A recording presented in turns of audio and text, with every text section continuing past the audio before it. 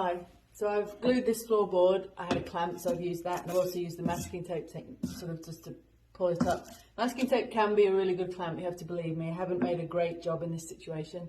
It's freezing, my hands are cold, and that's my only excuse really. And the tape isn't as good as the stuff I've used before. You want a tape with a high tack. I think this is a painter's tape and it's not really gripping, but the principle is that it gets a good grip there, and you can put tension on the tape, wrap it around and it pulls in.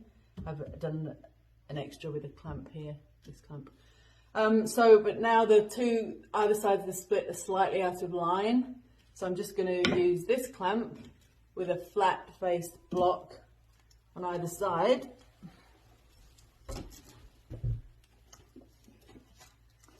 I mean, to be honest, I don't want to be too fussy with these floorboards, but here's what you can do. Then when I tighten that up,